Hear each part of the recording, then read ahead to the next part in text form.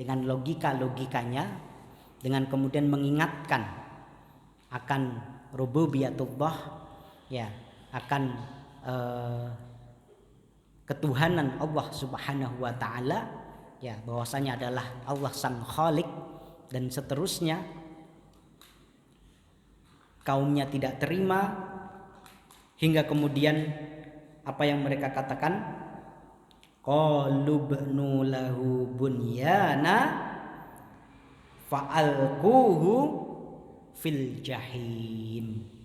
Ya, mereka mengatakan, qalu, mereka berkata, ya, qalu bnu, buatlah bangunan oleh kalian.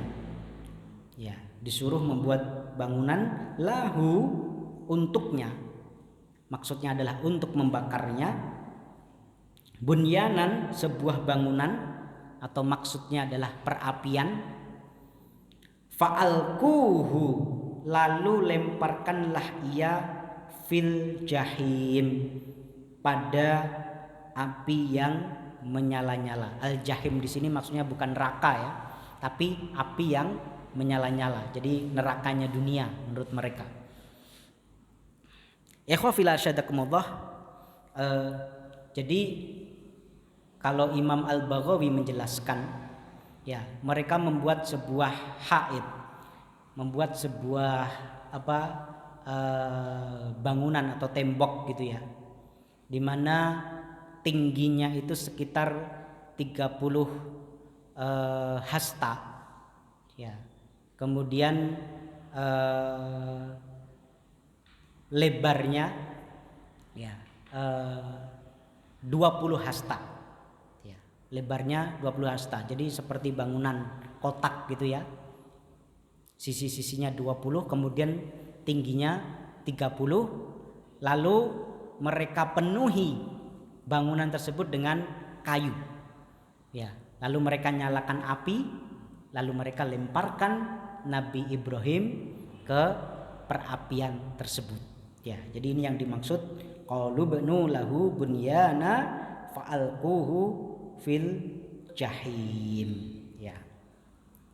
Fa'aradu bihi kaidan faja'alnahum al-asfalin. Fa'aradu, maka mereka menghendaki, bihi, dengannya, yaitu dengan membakarnya, kaida, tipu daya. Mereka ingin mencelakakan Nabi Ibrahim. Mereka ingin membunuh Nabi Ibrahim, ya, dengan seburuk-buruk cara, ya. Jadi menghabisi Nabi Ibrahim dengan seburuk-buruk cara, menyiksa yang paling menyakitkan yaitu dengan membakar, ya. Membakar itu kan penyiksaan yang paling sadis, ya. Karena ini orang kalaupun matinya perlahan-lahan, ya, perlahan-lahan. Maka itu juga dijadikan bentuk penyiksaan Allah Subhanahu wa taala kepada orang-orang kafir, ya, yaitu dengan cara membakar mereka di neraka, di api neraka. Faja'alnahum, maka kemudian kami jadikan mereka al-asfalin. Al-asfalin di sini adalah maksudnya orang-orang yang rendah. Ada juga yang mengartikan al-maqhurin, ya, terpaksa mereka mengikuti apa yang Allah inginkan, ya, di mana ketika Nabi Ibrahim dilemparkan ke perapian tersebut, ya, diwahyukan kepada api ya nar kuni bardaw wa salaman ala Ibrahim, ya. Bagaimana api itu disuruh untuk menjadi dingin, ya, dan menjadi keselamatan bagi Nabi Ibrahim, ya. Ini khafil arsyadakumullah, ya, bentuk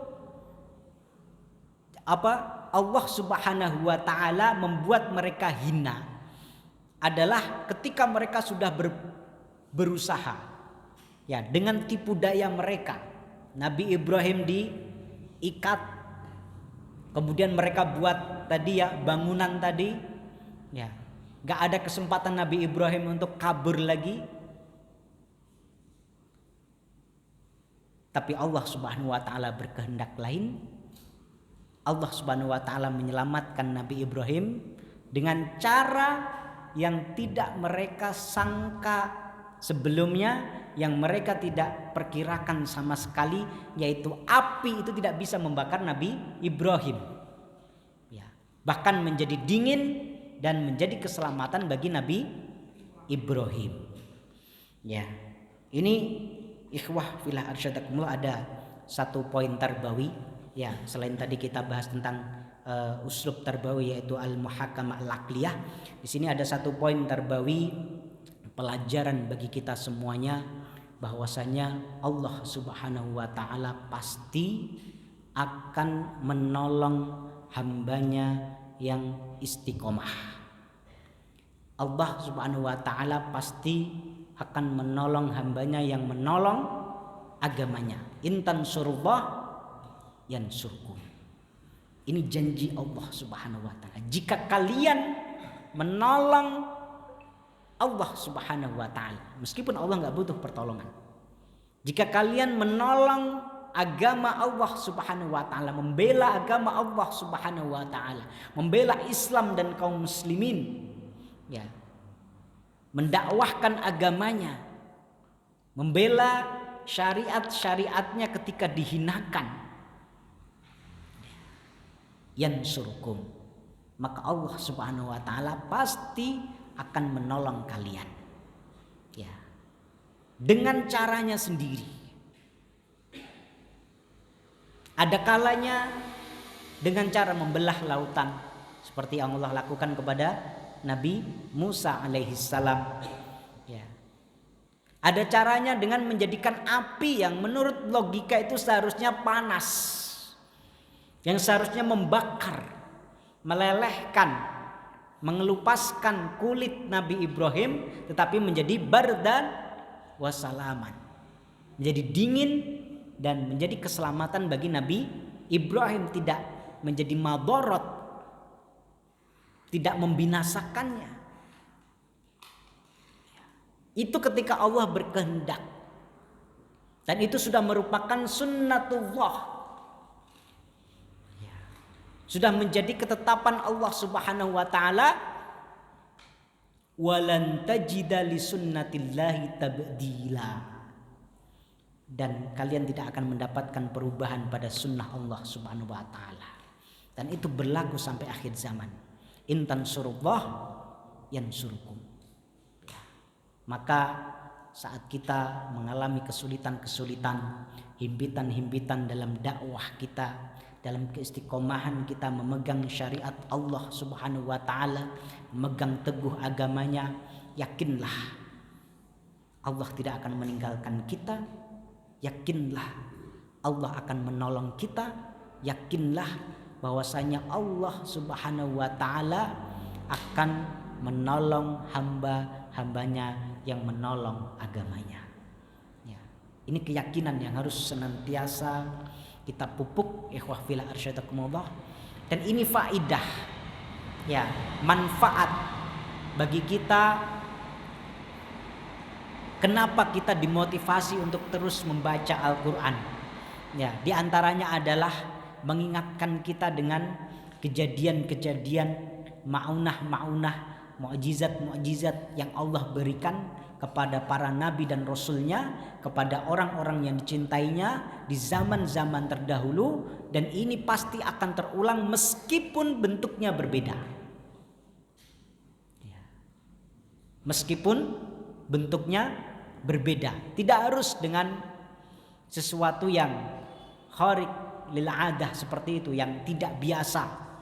Ya, laut bisa terbelah, api bisa menjadi dingin, rembulan bisa terbelah, ya, bisa Isra dan Mi'raj dari mana, Mekah ke Palestina, kemudian ke Sidratul Muntaha hanya dalam satu malam. Ya, tidak harus dengan cara-cara seperti itu, tetapi yakinlah pertolongan Allah Subhanahu wa taala akan diberikan kepada orang-orang yang menolong agamanya. Ya, ini ikhwafil arsyadakumullah. Bahkan kita harus yakin.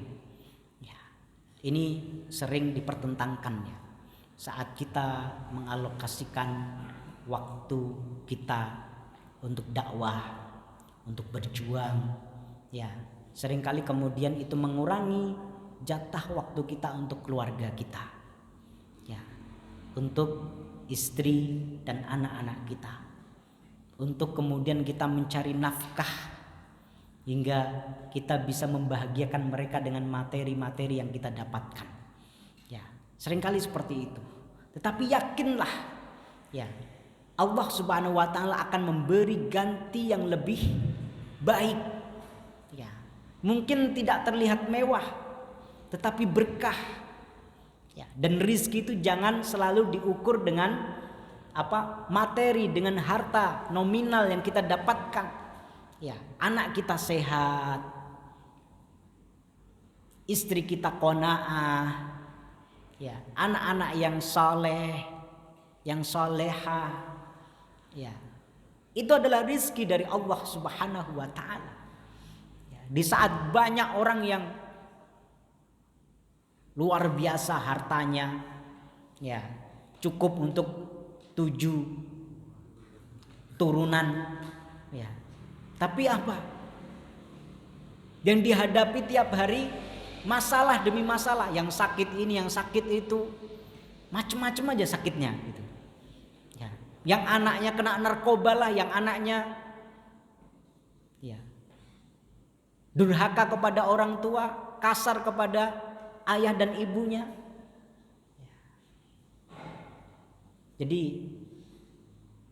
kita sering ketemu Pak ya dengan keluarga-keluarga seperti ini, kaya raya. Ya, kita pernah diminta untuk datang ke rumahnya itu, kalau ditaksir berapa miliar, bahkan mungkin ya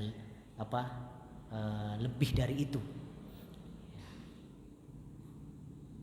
Tapi sedih terus, nangis terus. Ya, yang suaminya sakit lah, yang anaknya terjerat narkoba lah. Ya. Pilih mana Pak? Pilih mana? Pas-pasan aja tapi hidup bahagia? Maunya kaya raya tapi bahagia ya, nggak ada masalah ya. Ya, doanya begitu. Ya. Ini wahfil arsyadakumullah. Ya. Jadi bentuk pertolongan Allah Subhanahu wa taala kepada orang-orang yang istiqomah itu macam-macam. Ya. Ini juga bagi para ummahat, para anak-anak. Saya juga sering dicurhati teman-teman yang bapaknya ustadz-ustadz, pejuang-pejuang, itu bapak nggak ada waktu buat kita gitu. Ya. Tapi kita ingatkan, memang nggak ada waktu buat kamu, tapi kemudahan-kemudahan yang kamu dapatkan, ya, yakinlah itu adalah jaza dari Allah Subhanahu wa taala, ya, atas perjuangan yang orang tuamu lakukan. Kemudahan-kemudahan, ya, keberkahan hidup, kesehatan. Gak mungkin, ya, innallaha la yudhi'u ajral muhsinin. Allah Subhanahu wa taala tidak akan menyia-nyiakan, ya, orang-orang yang berbuat baik. Ya. Ini bentuk pertolongan Allah Subhanahu wa taala. Ya, tidak harus pertolongan itu dengan hal-hal yang yang mukjizat atau khariq lil adah seperti itu, tapi banyak sekali pertolongan-pertolongan yang diberikan kepada orang-orang yang istiqomah, ya, memegang teguh agama Allah Subhanahu wa taala dan memperjuangkannya. Kemudian berikutnya yang terakhir,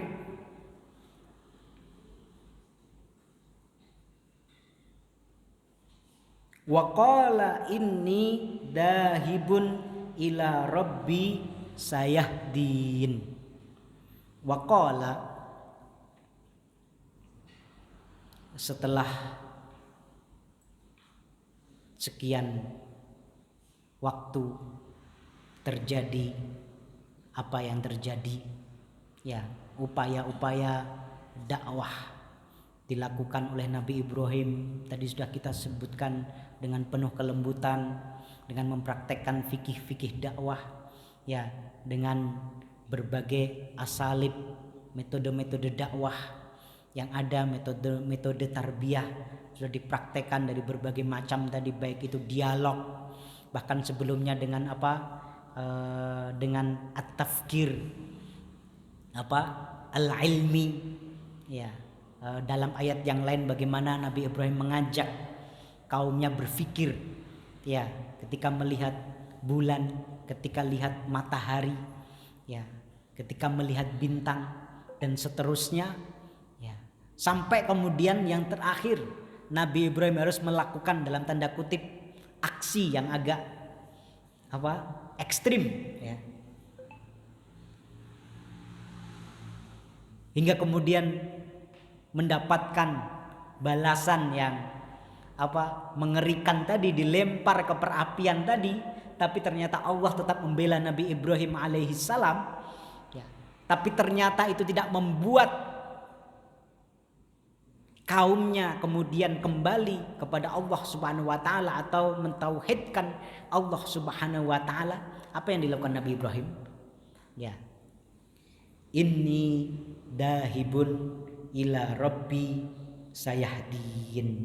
Sesungguhnya aku dahibun, akan pergi, ila, kepada, rabbi, Tuhanku, sayahdin, ia akan memberi petunjuk kepadaku. Ma'asyiral muslimin wa zumratal mu'minin, As-Sa'di menjelaskan dahibun di sini adalah qasidun ilal ardil mubarakah, yaitu Nabi Ibrahim hijrah ke negeri yang penuh berkah, yaitu Ardus Syam, ya, Ardus Syam, yaitu di Palestina, ya. Kemudian ada yang menarik dari apa yang disampaikan Al-Qurtubi, ya, menjelaskan tentang ayat ini, ya. Beliau menyebutkan dalam tafsirnya, hadhil ayah aslun fil hijrah wal uzlah, ya.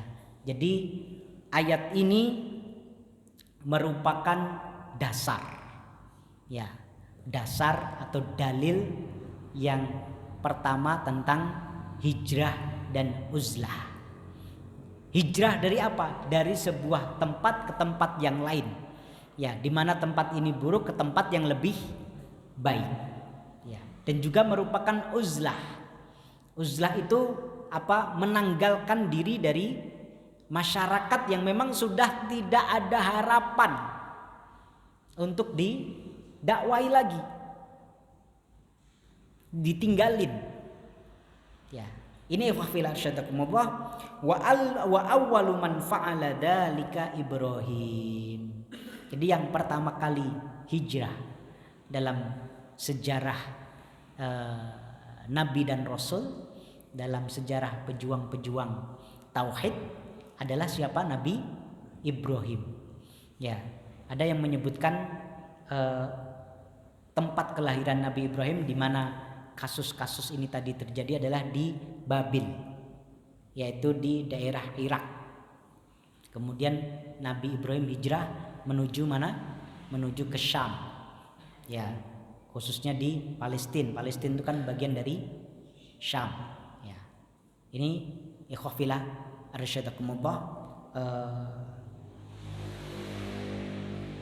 faidah tarbawiyah yang luar biasa bagi kita, ya. Saat kita sudah berusaha maksimal, ya, berbagai cara seperti Nabi Ibrahim tadi sudah ditempuh, ya, tapi kok kayak nggak ada harapan, ya. Kalau Nabi Nuh setelah 950 tahun, cerita pada ayat berikutnya apa yang Nabi Nuh lakukan? Angkat tangan, doa kepada Allah Subhanahu wa taala, ya.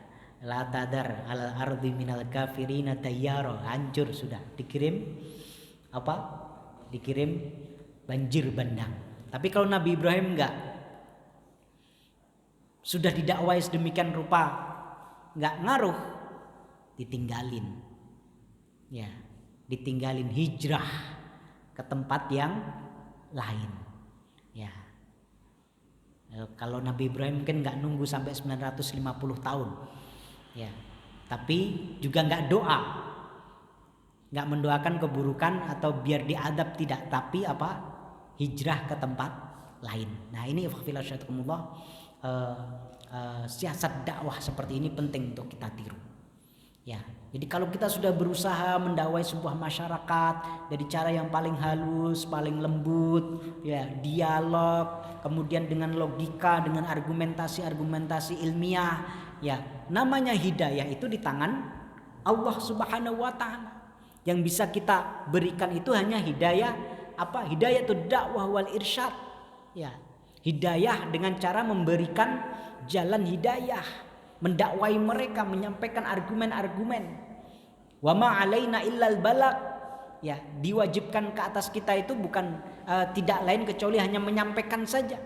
Adapun hidayatut taufik wal ilham, ya, itu dari Allah Subhanahu wa taala. Kalau kita sudah berusaha mentok, ya, kemudian yang terjadi adalah inat, ya, mereka ngeyel, tidak mau menerima apa yang kita lakukan, udah la ikraha fiddin, ya, gak ada paksaan, ya, untuk kemudian memeluk agama ini, mengikuti syariat ini.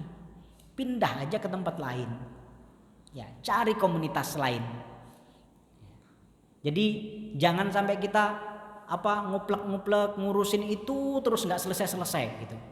Masih banyak umat-umat yang lain yang bisa insya Allah mau menerima dakwah kita. Ya. Jadi ini ini cara yang bagus sekali untuk kita lakukan dalam dakwah kita, dalam memberi pencerahan kepada umat. Ya, nek kene ra gelem ya wis ganti liyane gitu ya. Itu aja, nyantai saja hidupnya. Ya, biar kita tetap bahagia. Ya. Jadi nggak usah nyekengkeng gitu ya. Pokoknya kudu susah sendiri kita nanti. Ya. Kalau sudah maksimal mau gimana lagi? Ya. Cari komunitas yang lain, cari masyarakat lain, cari mat'u yang lain. Ya. Cari kabupaten yang lain, cari provinsi yang lain.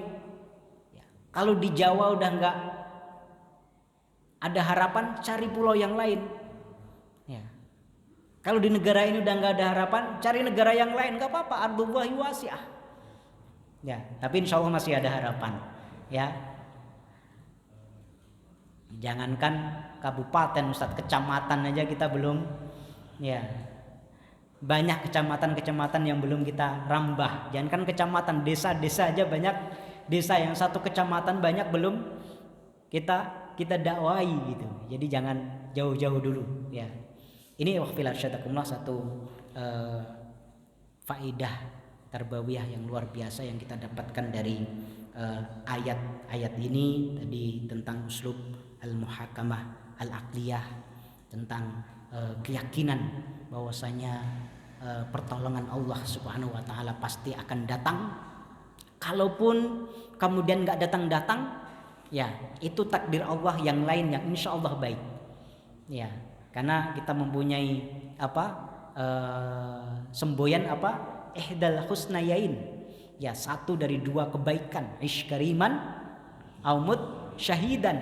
Kalau kemudian kita tidak ditolong Allah Subhanahu wa taala, insyaallah Allah telah menyiapkan tempat yang lebih baik, yaitu jannahnya, seperti yang telah kita bahas sebelumnya dalam surah Yasin, yaitu tentang rajulun min aqsal Madinah, tentang ashab al-qaryah, ya, sampai dia dibunuh, gak ditolong oleh Allah Subhanahu wa taala, tapi ternyata Allah mengendaki surga baginya, ya, mengendaki surga baginya. Ini pilih mana?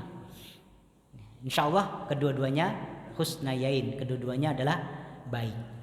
Aku lu matasmaun billahi fisabilillah haq fastabiqul khairat. nasrun minallah wa fathun qarib wa basyiril mu'minin.